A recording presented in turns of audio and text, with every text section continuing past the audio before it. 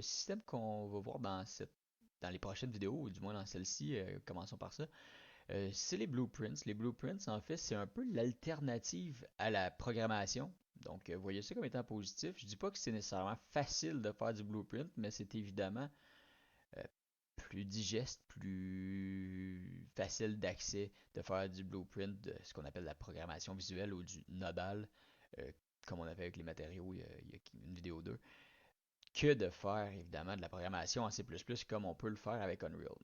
Ça a été fait à la base de la programmation nodale, surtout pour permettre aux artistes, aux intégrateurs de créer des petites mécaniques sans avoir besoin de demander à un développeur, parce que à un moment donné, parler à un ingénieur ou à un développeur ou à un programmeur, ça coûte cher. Donc, on a essayé de réduire un peu cette dépendance-là qu'on avait envers eux. Au départ, c'était quelques petites mécaniques simples, donc celles qu'on va voir au début. Ok, j'entre dans une zone, ça ouvre de la musique, ça ouvre une lumière, ça ouvre j'appuie sur tel bouton, ça ouvre une porte. Donc, des petites interactions simples. Mais aujourd'hui, on peut faire beaucoup, beaucoup plus que ça. C'est vraiment rendu très, très, très permissif, très, très puissant. Est-ce qu'on peut faire un jeu complètement en blueprint? Oui, mais oui, on peut, mais c'est pas nécessairement simple, par contre. Et c'est pas nécessairement la bonne façon de faire. Je vous dirais, faire un petit jeu, c'est possible. Faire un jeu comme Sea of Thieves, faire un jeu comme Grand Theft Auto, pour prendre des exemples un peu extrêmes. Sea of Thieves, quoi que c'est peut-être possible, mais pour un jeu comme Grand Theft Auto, non. Évidemment, on doit parler à des programmeurs pour faire du code en arrière de ça pour que les systèmes soient efficients. Mais pour l'essentiel, en ce qui nous concerne dans ce cours-ci, vous allez être capable de faire des jeux juste avec le système de Blueprint. Donc, il y a plusieurs approches possibles. On commence graduellement avec la plus simple. Donc, on va commencer par se faire un petit setup. On va simplement aller, si vous les avez plus, là, si vous êtes exactement dans le même système que moi, là, avec un starter content et du materials, je vais simplement aller dans Add Import, Add Feature or content Pack. My God, je perds mon anglais et mon français par le fait même. Donc, allons-y. On va sélectionner, en fait, je sais pas, je vais rester avec le third person. J'aime beaucoup les third person, donc on va y aller comme ça. J'ai ajouté au projet le third person. On va le fermer. Hop. Et on va retourner au content ici. Là, je sais pas pourquoi il était ailleurs, mais on retourne ici. Et on va aller chercher un autre level. Si vous vous rappelez, je vais juste vous rappeler Filters. Vous pouvez aller dans Level comme ça. Et je l'avais déjà fait. Vous pouvez sélectionner ou désélectionner les levels. Sinon, il est à quelque part dans Third Person ici, je crois. Non, même pas. C'est dans. Peu importe. Level, allez chercher Third Person Example Map. Ça va nous permettre de faire notre petit système de blueprint. Donc, blueprint, ça sert à quoi? Ça sert finalement à faire toutes les mécaniques de votre jeu. Toute la logique derrière votre jeu va reposer sur un système de blueprint ou de programmation. Dans ce cours-ci, on prend le chemin du blueprint. Pourquoi? Parce que c'est beaucoup plus simple. Pour vrai, je pourrais passer par 1000 euphémismes, mais c'est vraiment plus simple, plus abordable pour les gens qui ne sont pas nécessairement les programmeurs de faire du blueprint. Donc, ce qu'on va faire avec ça, on a plusieurs possibilités. Soit on va se créer un dossier et on va ajouter des blueprints. Dans cette fenêtre-là, vous pouvez faire, si vous n'êtes pas obligé de me suivre là, on ne le fera pas comme ça. Vous avez énormément de possibilités, en fait, de types de blueprint que vous allez pouvoir utiliser. En ce qui nous concerne pour l'instant, on n'utilisera pas cette fenêtre-là. On va y aller avec ce qu'on appelle un level blueprint. Donc, c'est ce qu'on va mettre, c'est ce qu'on va utiliser pour faire les mécaniques très générales et propres à un niveau, qu'on ne voudra pas nécessairement réutiliser dans d'autres niveaux. C'est là qu'on va travailler avec ça.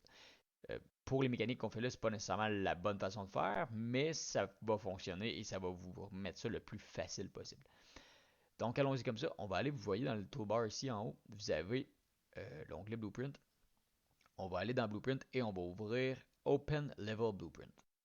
Hop. Vous allez avoir une fenêtre que vous allez peut-être reconnaître qui ressemble quand même beaucoup à votre fenêtre de Materials. Vous avez peut-être ça à votre droite. C'est possible. En ce qui nous concerne, c'est pas très important. On l'enlève le plus clair du temps. On l'enlève simplement pourquoi? Pour avoir plus d'espace. Tout simplement. Donc, je vais baisser ça pour l'instant. Ou on n'est pas obligé nécessairement de le baisser, mais au moins de le docker. Ça va peut-être être plus facile. Surtout Si vous avez un double moniteur, généralement, ce qu'on va faire, c'est qu'on va prendre un écran, un autre écran, et on va mettre le blueprint sur l'écran de droite. Mais pour les besoins de la cause, on va travailler comme ça à ce moment-ci. Donc, ce qu'on va commencer par faire, on va simplement se faire une espèce de zone, ce qu'on va appeler un trigger. Et quand on va rentrer dans le trigger, on va interagir. Donc, quand notre personnage va entrer dans le trigger, il va interagir. Si on ramène ça un petit peu, on voit on a des lumières dans notre scène, on a de la géométrie qui est simplement ces trucs-là ici, là, les blocs. On va fermer ça, les lumières, on a les effets de rendu, c'est pas important non plus. Et on va avoir essentiellement un third person character, c'est surtout celui-là qui va nous intéresser pour l'instant. Quoi qu'on n'a pas vraiment besoin d'intervenir avec lui dès le départ. Donc, première chose qu'on va faire, on va aller dans nos place actors et on va se mettre un box trigger. Un box trigger qu'on pourrait mettre, mettez-le où vous voulez, faites juste vous rappeler où vous le mettez. Et je vais essayer de le positionner, je vais le dimensionner avant pour le besoin de la chose. Vous avez le shape ici, vous pourriez scaler ici, mais ce serait plus logique de le faire à cette façon-là parce que c'est vraiment la box qu'on veut changer. Mettez là, je sais pas, 100 par 100 par 100. C'est peut-être un peu petit. Ouais, je crois que ça pourrait faire le travail sans doute, mais on va le mettre 150, 150, 150. C'est un petit peu trop grand. On peut aussi l'ajuster comme ça. Hop. Je vais remettre ici pour avoir une meilleure vue. C'est à peu près, je suis peut-être un peu trop pointilleux pour les besoins de la chose, là, mais je m'amuse un petit peu. Et voilà, on va le placer ici. Donc, ce qu'on va vouloir faire, c'est quand on entre là-dedans, avec le personnage qui est là, on va faire des interactions quelconques. On pourrait commencer par fermer la lumière, par exemple. Donc, qu'est-ce qu'on a comme lumière? On pourrait regarder ici, on a une light source, puis on a le skylight. Qu'est-ce que ça fait, skylight? Si je fais simplement effect world, luminosité ici, donc je crois que la light source va être plus importante. Ouais, mettons qu'on a celle-ci, on va jouer avec son intensité ou quelque chose comme ça. Il y a quelque chose de le fun à faire avec ça. Ok, donc ce qu'on va faire, on va sélectionner notre box, notre trigger box. Un petit peu difficile de la trouver, mais sinon vous pouvez la sélectionner juste dans votre detail ici. Il y a plusieurs façons d'interagir avec les systèmes de blueprint. Vous pouvez drag and drop comme ça et vous allez vous faire une référence. Plusieurs possibilités, pas tout à fait nécessaires pour l'instant, mais sachez que ça se fait. Sinon, vous pouvez aussi juste le sélectionner et créer quelque chose qui est en référence directement. Donc, vous voyez, si j'enlève ça, hop, ou c'est difficile de désélectionner n'importe quoi, je vais sélectionner Skybox, là. Ouais, c'est ça. Peu importe, je sélectionne la boîte, par exemple, je vais juste montrer la différence. Je sélectionne une petite boîte par rapport, je fais clic droit ici, et tout va avoir un lien avec le cube mesh que j'ai. Donc, créer une référence, quelque chose comme ça, on va pouvoir le faire directement comme ça. Nous, ce qui va nous intéresser, c'est le trigger box, justement. Donc, si on le sélectionne et on va dans notre level blueprint, vous allez pouvoir tout simplement créer des références ou faire ce que vous voulez par rapport à ça assez facilement. Il y a plusieurs choses possibles. Ce qu'on va faire, nous, c'est qu'on va détecter des events. Donc, vous voyez, c'est vraiment ce qui nous suggère en premier. Donc, on va add event, on va aller dans collision. Donc, on va vouloir savoir si notre joueur rentre en collision avec cette trigger box là. Et vous avez add on actor begin overlap, puis après ça, end overlap. Donc, ça veut dire, OK, quand il commence à entrer, et quand il rentre, et quand il sort finalement de la boîte. Donc, on peut ajouter ça. Donc, on ajoute celle-ci. On va commencer par là. Et après ça, on peut regarder qu'est-ce qu'on va faire avec ça. On pourrait aussi tout de suite ajouter la deuxième si vous voulez. Parce qu'on va vouloir quand on entre, ça ouvre, quand on ferme, quand on sort, ça ferme. Donc on pourrait mettre les deux. Simplement comme ça. Essayez de garder ça droit, bien propre et de prenez le temps de replacer en temps et lieu parce que sinon ça devient un beau bol de spaghettis et c'est compliqué de retrouver qu'est-ce qui fait quoi, avec quoi interagit tel truc. Je vous invite à prendre le temps de le faire comme il faut. Donc, après ça, qu'est-ce qu'on peut faire? On va dire notre lumière. On pourrait prendre notre lumière. Donc, on a dit c'était la skylight ou la light source. Ouais, c'est la light source. Donc, ce qu'on va faire, en fait, c'est que vous allez pouvoir avoir des répercussions, pouvoir manipuler toutes les propriétés que vous avez dans votre panneau details. Ici, vous allez être capable de le faire.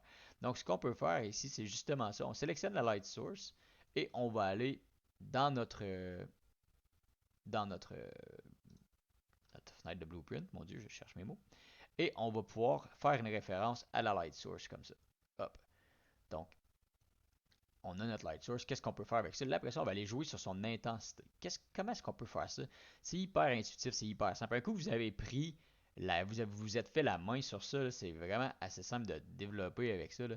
Vous allez simplement glisser, déposer à l'extérieur. Et là, vous allez avoir toutes les possibilités qui sont là. Donc, si vous cherchez la propriété que vous voulez, sur laquelle vous voulez exercer votre pouvoir de développeur, on cherchait Intensity. Donc, Intensity, j'ai quelque chose aussi qui s'appelle Set Intensity. Je sélectionne et voilà, il m'a ajouté deux petits nodes. Même pas besoin de se casser la tête plus que ça. Il va le faire pour nous. Donc, ce que j'ai fait, en fait, c'est que quand j'entre dans la boîte, là, la New Intensity est à 0. Fine, ça va. Et je vais simplement prendre ma light source, où je pourrais simplement tout copier ça. Dans Shift et CTRL V. On l'a ici. On va se dire qu'on va faire la même chose, mais là, l'intensité de base était à quoi? On va aller voir, notre était à 2.75. Donc, on va remettre ça ici à 2.75. Comment est-ce qu'on fait pour faire le lien entre les deux? Regardez les symboles, c'est assez simple en fait. C'est quand ce qu'on va faire, c'est en fait, on va dire, ok, qu'est-ce que tu vas exécuter? Donc, si quand je sors de la box, tu exécutes cette node-là, ce nœud-là, et quand j'entre dans la box, tu exécutes ce nœud-là. Donc, vous serez peut-être d'accord avec moi, c'est plutôt simple comme situation et comme solution. Donc, ce qui est important de faire, c'est de compiler avant de pouvoir aller dans notre map. On peut sauvegarder aussi si on ne veut pas perdre. Et on peut simplement aller tester ça. Donc si on la voit pas, là, soit dit en passant, une trigger box est invisible, c'est volontaire. Et voilà, si je rentre, si je sors, je rentre, je sors, on peut faire ça. Donc c'est assez facile, vous conviendrez avec moi que c'est pas nécessairement écrire du code en C++, ça vous aurait pris peut-être 3 capsules, 3 plus que ça, juste apprendre la base du code, ça vous aurait pris quelques heures. Là, même pas besoin, Blueprint, ça fait ça pour nous, c'est super simple. Ce qu'on va faire, c'est qu'on va améliorer ou changer augmenter notre blueprint en testant autre chose. On va le faire avec simplement un autre device complet. Donc là, on l'a fait avec la lumière. Je vais supprimer tout ça. Si vous voulez euh, supprimer, vous tenez Alt, vous brisez le lien. Vous pouvez briser des liens comme ça. Tenu Alt, on brise le lien. Petit truc facile comme ça. Un autre truc de manipulation, si par exemple vous êtes déjà branché et vous voulez vous rebrancher ailleurs, vous pouvez simplement appuyer sur CTRL. C'est comme là, je vais relier à un autre par exemple. Mais si je veux l'enlever et l'amener ailleurs, je vais juste sélectionner CTRL et je le déplace comme ça. Je vais vous en donner plein. Je ferai une capsule directement sur les manipulations là prochainement. Donc, on enlève les liens ou on supprime le reste. On peut tout supprimer comme ça. Et voilà. On enlève ça. On va garder ces deux boîtes-là parce que c'est la mécanique de base. C'est ce qui nous permet d'entrer et sortir de la boîte, de détecter qu'un acteur va venir faire une collision avec la boîte finalement. Donc, on retourne ici. Ce qu'on va faire, on va aller s'amuser dans Starter Content. Vous avez des particules. Vous avez des particules en loop. Je sais pas. Ça, c'est loop. Regardez si vous mettez votre curseur par-dessus, vous allez voir en fait dans je peux pas vous montrer avec mon curseur à moi, mais dans la boîte, vous avez path, vous avez cooking, vous avez delay, vous avez looping. Choisissez ça en un qui est looping true, donc qui va continuer, il va faire une rotation perpétuelle en fait sur le truc. Donc je sais pas Spark, est-ce que c'est cool Spark? C'est cool Spark. Donc ce que je vais faire, je vais l'amener ici. Je vais aller voir si je suis pas si mal positionné. Hop, je vais amener ça comme ça. Est-ce que c'est cohérent? On le sait pas. Je le positionne juste en avant de ma boîte pour bien le voir, tout simplement. Et je le garde sélectionné. Je retourne dans mon blueprint. On va simplement ajouter une référence à PSpark, donc à ma particule. À mon set de particules, c'est pas une particule, c'est un set de particules. Et après ça, on va faire la même chose, comme ça. Et vous allez avoir, si vous regardez qu'est-ce qui est possible de faire avec les particules, je descends, je descends. Ah, il y a Visible. Visible, ça pourrait marcher. Il y aurait probablement quelque chose de plus logique avec l'activation. Le Auto-Activate est là. Au début, on pourrait le désactiver. On ne veut pas nécessairement qu'il soit activé. Quand on rentre dans la boîte, on va créer cette espèce de truc-là. Donc, on va essayer d'aller voir ça. Si on cherche Activate, Activate, vous voyez, vous avez Activate ici. Donc, quand on embarque, on l'active. Vous voyez, on a fait la même chose. Là, je suis les deux sélectionnés, c'est pour ça que ça bouge un peu étrangement comme ça. Il vient de les créer, il les additionne comme ça. Et je vais l'augmenter, je l'amène ici. Donc, quand j'entre, ça l'active. Euh, Là, je vous dis, je place ça comme il faut, puis je fais tout le contraire. C'est de garder ça droit. Hop, hop, comme ça me semble assez clair. On s'entend, on ne va pas très loin, je sais que c'est pas très très grave. Là, ce qu'on peut faire, c'est la même chose. On peut prendre ça, dupliquer celle-ci, et on va simplement les baisser, la même chose. On va faire la référence ailleurs, et on va aller chercher Activate. Il doit avoir un Deactivate ou quelque chose comme ça, j'imagine. On va essayer de voir. Deactivate, hop.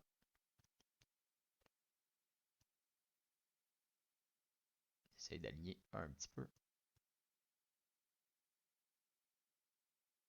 Et on va aligner ça comme ça. Donc, c'est pas si mal. Et on devrait avoir quelque chose qui fonctionne. Donc, on compile, coin supérieur à gauche du toolbar, et on pèse sur play. On devrait plus avoir la lumière, et là, on devrait avoir les sparks qui arrivent. Hop, et vous voyez, l'espèce de côté organique, c'est que ça l'arrête, mais les particules disparaissent pas non plus d'un coup. Ils vont disparaître après le temps que, en fait, leur temps naturel de décès, en fait, de mort. Est-ce qu'on en essaye un dernier? On pourrait essayer de mettre ça ici. Donc,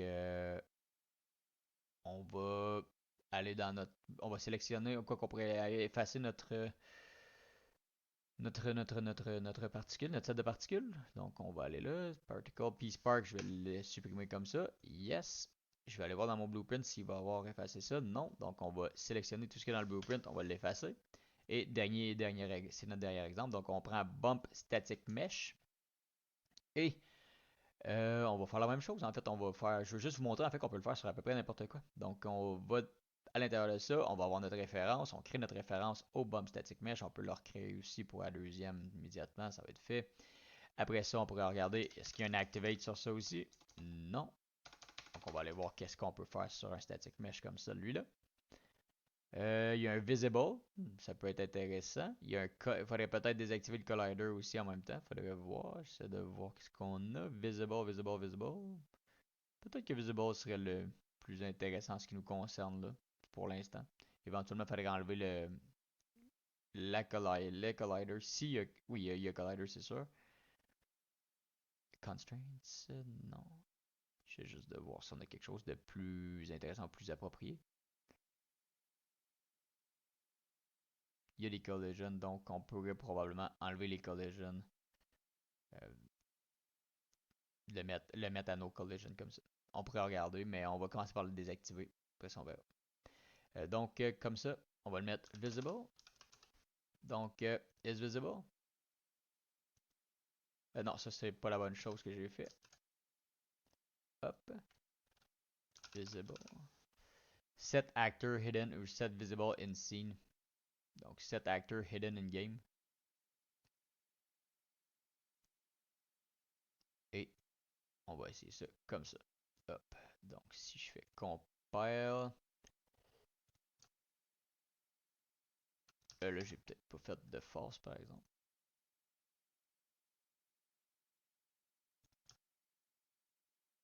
Et voilà. Donc, là, si je le fais comme ça, et on reprend la même chose. Sauf que là, si on teste notre truc, c'est bien beau. Il y a un trou, par exemple, mais il n'y aura pas de trou. Donc, on a une collision qu'il faudrait ajouter ici. Ce qu'on peut faire, c'est justement aller voir est-ce qu'on a d'autres choses qu'on peut faire avec ça. Hop, collision.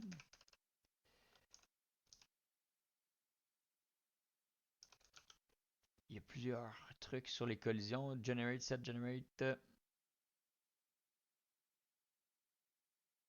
Comment ça s'appelait? On va aller voir. Je ne me rappelle plus par cœur. On a un collision preset. Donc, collision preset ici. Je peux chercher preset. Non. Ok, qu'est-ce qu'on cherche? Là, on va trouver ça un petit peu plus compliqué. Set collision enabled. Il doit. Donc, vous voyez, même quand on le sait pas, je vous le dis, je le teste live avec vous. On cherche assez rapidement et on l'amène, par exemple, à ça, hop, pas à ça, merci. Il prend pas. Hop, on va essayer de le mettre comme ça pour qu'il suive. Et on va essayer de voir si... Ah, j'ai pas compilé par contre, ça ne fonctionnera pas. Et voilà. Play. Je poursuis. Hop, comme ça. Et voilà, on n'a plus rien là-dedans. Donc, vous voyez, c'est assez facile. Si on essaie de le replacer maintenant, là, quand je vous dis de garder ça propre, c'est exactement, vous faites ce que je dis, faites ce que je dis, pas ce que je fais. Donc, on va essayer de replacer ça un petit peu. Ça devient rapidement du n'importe quoi, là, je vais vous le dire honnêtement, là, les blueprints, là, ça devient difficile à gérer. Je vais vous parler de comment les mettre le plus propre possible un petit peu plus tard, mais sachez que ça reste quelque chose qui est messy. C'est la grosse critique que les programmeurs dont je suis vont avoir sur les systèmes comme ça. C'est difficile à lire et de débugger rapidement parce que les bugs, c'est le fun parce qu'il n'y a plus de bugs de syntaxe, il y a certains bugs qui disparaissent, mais les bugs de logique, quand quelque chose ne fait pas ce qu'on s'attend à ce qu'il fasse, ça devient difficile à débugger avec ces systèmes-là. Plus difficile pour un programmeur du moins. Peut-être de la déformation professionnelle par rapport à ça, mais... Donc on avait un set actor hidden in game. Je pourrais écrire hidden simplement, on va le trouver plus facilement. Set actor hidden in game. Donc on le remet comme ça, on le relie. Hop. Après ça, ce qu'on fait, c'est qu'on va simplement lui mettre. Lui, il le reprend. Il faut une autre référence encore. C'est un peu tannant pour ça. CTRL-C, CTRL-V. Hop. On l'amène. Et on va lui faire un set collision. Set collision enabled. Hop. Comme ça. Et on va lui ajouter des collisions. Donc, collision enabled. Comme ça. Et on y va comme ça. Si on regarde, on a un bloc et on a évidemment des collisions. Si on rentre par ici, hop, on n'a pas de collision, on descend. Ah, le truc, ah, ça c'est un drôle de... Vous voyez, ça c'est un bug de logique. On va le régler tout de suite. J'essaie de sortir, mais pourquoi est-ce que ça fait ça? Je vais vous montrer la logique. Je ne sais pas si vous le voyez directement comme moi. Je vais aller chercher mon trigger box, je vais vous montrer quelque chose. Trigger box. Vous avez ça ici. Et vous allez voir à quelque part, j'essaie de le trouver rapidement. Vous avez une passe où vous pouvez Actor Hidden in Game. Donc je peux simplement l'enlever et je vais voir la boîte automatiquement. Donc ça va me permettre de débugger ma logique. C'est simple en fait, c'est que si je sors de la box, le truc réapparaît. Donc j'ai même pas le temps de tester si ma collision est bonne ou pas. Parce que je sors de la boîte et le truc réapparaît, il me repousse dans la boîte en plus à cause de l'angle. Donc, ce que je vais faire, je vais m'amuser avec la logique de ça. On va l'agrandir notre boîte. Donc, on va la mettre comme ça. Et disons que ça, c'est notre level design. On va aller le tester. On rentre. Hop, on n'a plus de collision. On n'a aucune collision ici. Ben là, je sors de la boîte, fait qu'il me pousse. Vous voyez qu'à un moment donné, on peut essayer de prévoir, mais des fois, on fait un peu n'importe quoi, surtout quand on improvise un peu comme ça. On l'agrandit. Hop. Est-ce que ma boîte va jusqu'au sol? Je sais même pas. Hop. Ça devrait être pas si mal, quoique je sors un petit peu. Je pourrais la descendre. Hop. Et voilà. On est sûr d'être correct. Je rentre dans ma boîte. Hop. Je descends ici. Je suis correct.